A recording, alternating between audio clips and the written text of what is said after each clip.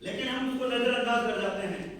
और कुछ लोग नजरअंदाज नहीं करते, अंदर बिठा लेते हैं और अंदर बिठा के करके दिखा देते हैं, करके दिखा देते हैं। उनमें ये सारे लोग हैं। इसलिए तो आप समझ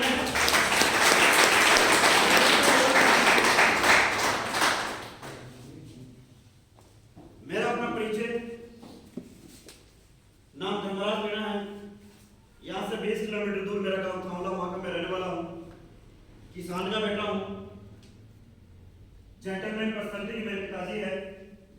परमात्मा अगले जन्म में अगर इंसान की योनि देता है, इस जन्म में जो मुझे पिता मिले हैं, अगले जन्म में उसी पिता को रूप में मैं स्वीकार करूंगा। मुझे नहीं चाहिए टाटा बाटा लिबर्टी के घर में, क्योंकि टाटा बाटा लिबर्टी की अगली जो पीढ़ी है वो भी किसी न किसी के गरीब के बच्चे ही हैं। टाटा भी किसी गरीब का बच्चा है, टीसी सर भी किसी गरीब के बच्चे थे, अंबानी भी किसी गरीब के बच्चे हैं, या ये जो कलेक्टर है या तहसीलदार है या एसडीएम है, उनके भी पिताजी दादाजी गरीब थे। यस और नो? यस। लेकिन उनके घर में उनके बेटे का निर्माण हुआ, जन्म हुआ और उन्होंने उनकी पीढ़ियों की गरीबी को हटा दिया। आज हम सब लोग हैं, किस बैकग्राउंड से हम लोग यहाँ आए हैं कोई फर्क नहीं पड़ता मेरे दोस्त। अगर आज दिल पे लगा लेते हैं, अगला नंबर आपका स्टेज पे हो सकता है।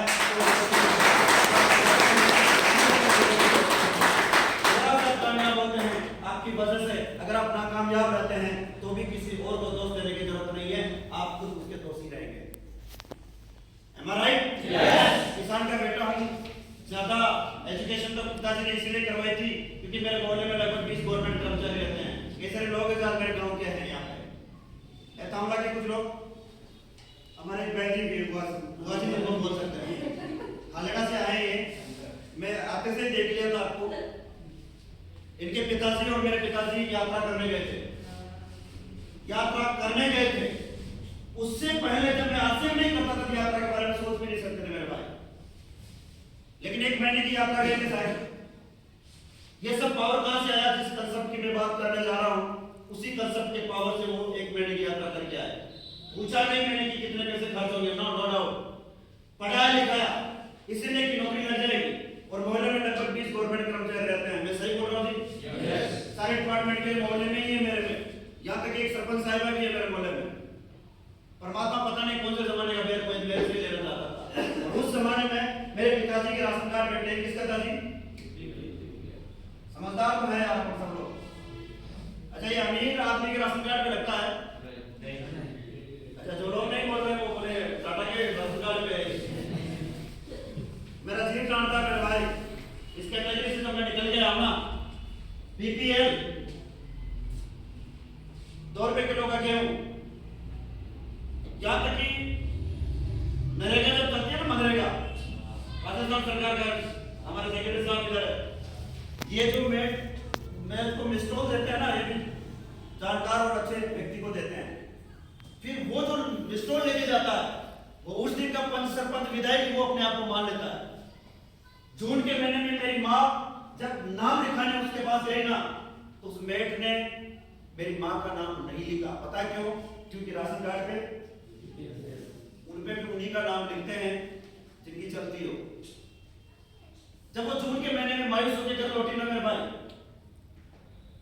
तो उसकी जो तस्वीर थी ना माँ की चेहरे की, वो खटक गई मेरे। उस दिन मेरे जिंदगी सबसे बड़ी लात थी।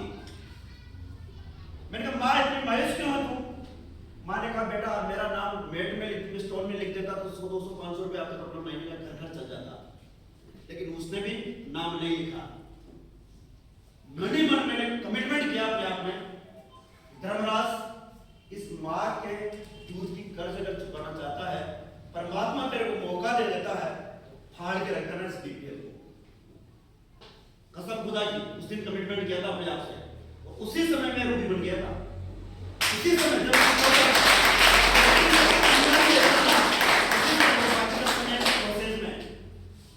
हम लोग क्या करते हैं, थोड़े से चैलेंज आते हैं और चैलेंज से मुंह बोल के रास्ता बदल लेते हैं। और आज वो दिन है, आज वो दिन है आपकी जिंदगी में टर्निंग पॉइंट बदल सकती है, बदल सकती है। इस कैटेगरी में मेरी एजुकेशन हुई, इसलिए पढ़ाया था पिताजी ने कि नौकरी वालों की तरह मेरी भी जिंदगी लग जाएगी, हो जाएगी।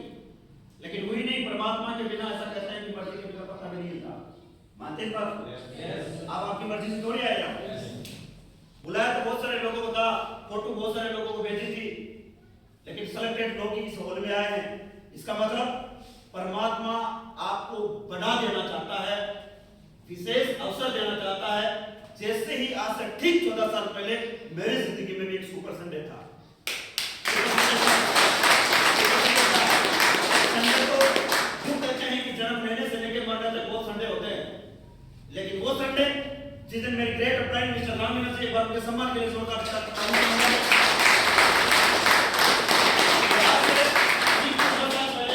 2009 में जयपुर लेके गए मेरे सेमिनार में। वो सुपर संडे, संडे तो बहुत आते हैं, लेकिन वो सुपर संडे 2009 में जयपुर लेके गए। और जयपुर जो सर आए थे अनूप शेखावत जी, फायर के नाम से वो जाने जाते हैं, उनको मैंने सुना। मेरी अपलाइन ने अंदर घुसाए थे और रास्ता ही बदल लिया। वो आगे वाले गेट से आगे आगे बैठ गए और उस समय मेरे पास टिकट का पैसा 50 रुपए नहीं था मेरे पास। जैसे मैं अंदर आने लगा तो गेट पे गेटमैन बैठे थे, पीछे से सर बैठे हैं। मैं अंदर आने लगा तो उन्होंने कहा सर टिकट। मेरी घड़ी तो वहीं टक गई मेरे भाई, 50 रुपए। अभी तो आज कितने का लगा? सभी ने अपनी अप्लाई किया, मैंने भी किया। इसका मतलब ये नहीं कि मैं मीटिंग लेने आऊं तो मेरा टिकट नहीं लगेगा। मैंने भी यहीं से खरीदा है, जबकि टिकट मेरे पास है घर पे। पास तो मेरे थे ना, चाहता तो मैं घर पे बांध दिया जाता। हेलो लेकिन उस समय जैसे ही 50 रुपए उन्होंने मेरे से लिए, और मेरी अपलाइन टीचर थी, क्या थी साहब? और टीचर बहुत महान के होते हैं भाई, या तो किसी चीज को हाथ में नहीं लेते और लेते तो फिर उसको उनके जैसे बना के जोड़ते हैं। हेलो टीचर हमारे बीच में कितने हैं टीचर? एक बार हाथ पूरा खड़ा करें, आपका पेमेंट करने वाला नहीं है। मास्टर कौन है? पर इनके लिए जोरदार तालियां दे दें। ये गुरु है, और गुरु के बारे में ऐसा कहते हैं कि आप और हमारे बच्चे एक सरकारी अध्यापक के हवाले कर देते हैं पढ़ा लिखाने के लिए। जैसा ना आज भारत सरकार का प्रधानमंत्री टीचर का नॉलेज तैयार करता है, टीचर ही है। जैसा ना नरेंद्र मोदी को पढ़ाया किसने? मुख्यमंत्री को पढ़ाया किसने? यहाँ के वकील साहब को पढ़ाया किसने? यहाँ के किरदार साहब को पढ़ाया किसने? टीचर ने। और मेरे को आज से पहले उसको पढ़ाने वाले कौन थे? टीचर। अब मेरे को दिमाग लगाने की जरूरत नहीं थी मेरे पास, दिमाग का सारा वायरस वही खत्म हो गया, क्योंकि मैं पढ़ाया इसलिए ताकि नौकरी लग जाएगी। और मैंने ऐसे सोचा कि गलती से तो नौकर बन भी जाता है तो तेरे को प्लान द्वार से क्या दिखाना है? हेलो तो क्यों समय निकाल के इधर प्लान दिखाने के लिए तैयार होता है? भाई बाईपास निकाल ले, और हम भाई बाईपास निकालने में होशियार है। यस और नो? बाईपास निकालने में होशियार है। 2009 में आरसीएम मेरी जिंदगी में आया। आरसीएम चल रहा है सन 2000 से 2000 चल रहा है, आज 23। कितने लोग नए हैं आज? अपनी जगह खड़े हो सकते हैं नए मेहमान।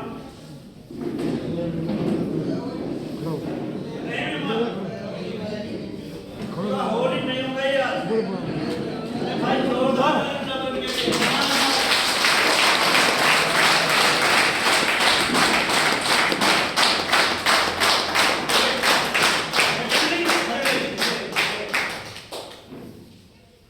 कैसा लग रहा है आज आपको?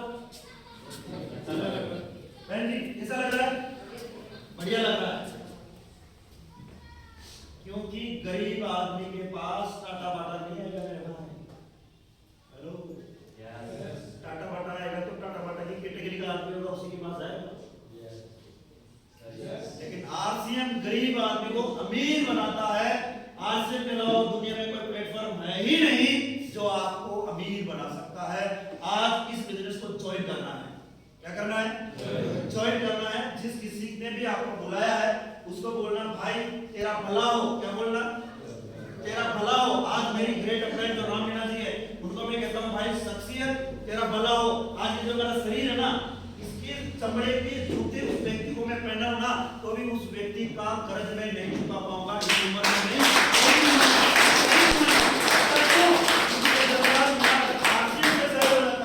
आरसीएम से साइड हो जाता है तो जिंदगी कौन सी थी?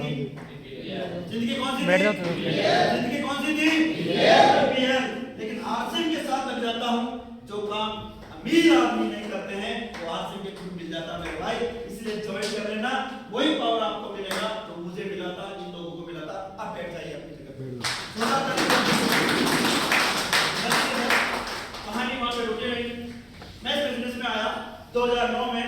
मेरे को बताया गया कि सरफराज जो तू खर्चा करता है मार्केट में जो खर्चा करता है उससे तेरे घर में पैसा आता है क्या? मैंने कहा नहीं आता साहब, नहीं आता।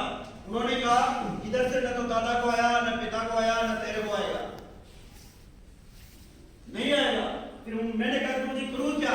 उन्होंने कहा आरसीएम से अगर तू खरीदारी करता है तो मार्केट का 45% पैसा तो मार्केट के किसी दुकानदार को जाता है, वो तेरी जेब में आने को तैयार है, तेरी जेब में आने को तैयार है। तू लेना चाहता है तो तेरी जेब में आ जाएगा। जबरदस्ती नहीं है। मान लो कोई आदमी बोले मैं तो लेऊंगा ही नहीं, जबरदस्ती आदमी थोड़ी कहेगा ले। हेलो, तू लेना चाहता तो तेरी जेब में आ जाएगा। उन्होंने मेरे से सवाल किया, जानना चाहते हैं क्या? उन्होंने कहा यार धर्मराज तेरी जेब से 1 रुपया गिर जाता है, उसको आप उठाओगे या नजरअंदाज करोगे? क्या राय है भाई? उठाएंगे? अच्छा, जो लोग नहीं बोल रहे हैं आगे बढ़ जाएंगे, उसको नजरअंदाज करके। पता है क्यों उठाते हैं? क्योंकि जैसे ही सिक्का गिरता है तो चंडाट की आवाज आती है कानों तक, इसीलिए उसको उठा लेते हैं। लेकिन मार्केट में बीच वाले लोग हैं, दुकानदार हैं, 45% पैसा ये जो उठाते हैं इनकी आवाज कानों तक नहीं आती। क्या आवाज आती है कानों? आती है क्या? आती है क्या? देखिए कैसे एक आम आदमी अपनी जिंदगी में 1 करोड़ रुपए खर्च करता है, कहां पे? मार्केट में। लेकिन ये 50 लाख रुपए कहां उठा लेते हैं ये लोग? बिचौलिए। इनकी आवाज आती है क्या? नो। और 50 लाख का सामान हमारे घर में आता है। इसलिए अमीर कौन आदमी बनता है? बिचौलिए। और ये गरीब से गरीब बनता जा रहा है, वो अमीर से अमीर बनता जा रहा है। ये बात मेरे को माफ साहब ने पूछी और बताई। मैंने कहा, उन्होंने ये भी कहा धर्मराज तू जानता है सेठ जी को? मैं कहा जानता हूं ना, उनकी छोटी दुकान थी पहले। मैंने कहा अब बड़ी दुकान हो गई? बोले हाँ। उनकी बीवी पहले कम ज्वेलर पहनती थी? मैंने कहा अब बड़े ज्वेलर के हो गए? बोले हाँ। उनके बच्चे वहां पढ़ते हैं? बोले हाँ। ये किनकी ताकत से? बोले अब अपन लोगों की ताकत से। इन लोगों की ताकत से, 80% लोगों की ताकत से। ये सारी बातें मेरे दिमाग में जवाब दिया। कब? 2009 में। कसम खाने में क्या खा ली? कसम। मैं मार्केट में सेठ जी जो है ना फ्री में भी नहीं तो नहीं जाता मैं तो वहां। कितने लोग कसम खाने को तैयार है? और अभी तक बैठा होगा उसका हाथ हमेशा यूं है। जो व्यक्ति अगर हाथ खड़ा नहीं कर रहा ना तो भी कोई बात नहीं, क्योंकि अपनी जिंदगी अपनी है। एक बार पर तक के लिए जरूरत करेंगे।